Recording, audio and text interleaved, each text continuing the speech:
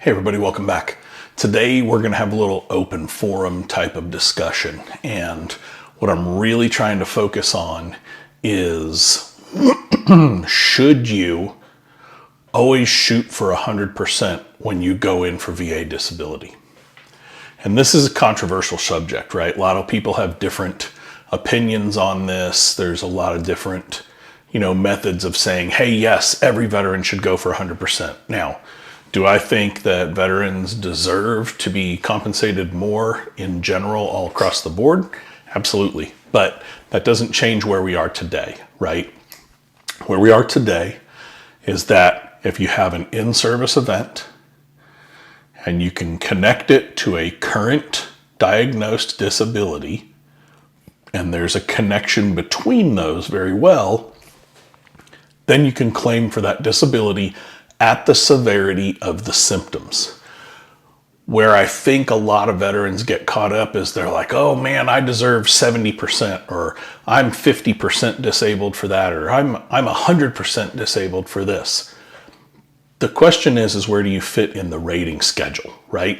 Where do you fit in that zone, which goes back to, how the math is done, which is think of it as one big pie, and when you're 30% disabled, your next disability comes in and it's 10, it's only 10 of the 70%, so it only costs, it only accounts for 7%. I think veterans need to take my fellow veterans, because I had to do this same thing, target 100%. But when you get to the point that you are receiving benefits for the specific level of severity of your symptoms for each disability you have, either be happy with what you have or challenge it and see if you get more based on your own individual symptoms. Not everybody's going to hit 100%. For those that do, good for you. I'm glad. I hope you did it, with the best of intentions and that you did it with facts. There's a lot of talk out right now. There have been some big cases where veterans have been accused of and prosecuted for fraud. And they owe the VA a ton of money because they fraudulently put in disability claims. Listen, veterans, don't put in fraudulent disability claims. Put in what you're really entitled to. If you think you're entitled to more, go to your doctor. Get those heavier symptoms diagnosed, and then come back and file for an increase.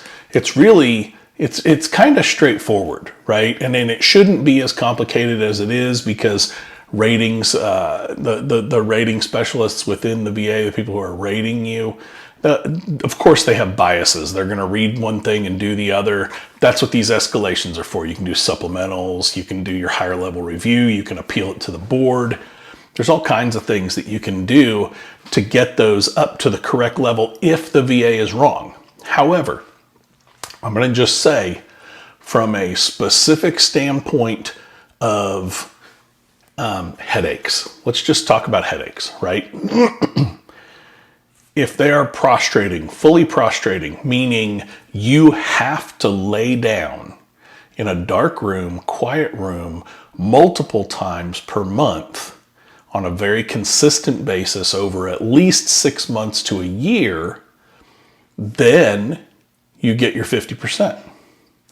But if it only happens once every couple months or once a month, or it's less frequent than that, then you get 30%.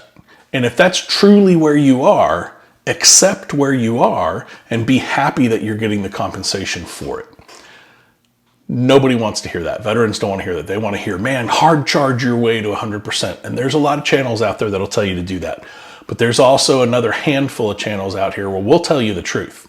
And the truth is, you deserve disability benefits for the diagnosed things that you have that you can legitimately connect as secondaries to other conditions that are service connected, or direct service connection, through those things that you can prove from medical evidence, from your service records, the nexus between the two, and the current diagnosis. So, veterans, target 100%. is what my idea is. Target it. Say, okay, what can I do? You know, what do I need to do here? I am looking to get to 100%. But when you get to 80 and you know you've exhausted everything, man, be happy with the 80, right? Be honest about it.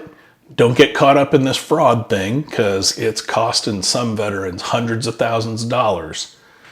And then let's move forward together. Hey, thank you for watching this whole video. I appreciate you sticking around, letting this video run all the way through. Absolutely helps the channel. Please like, share, and consider subscribing as well.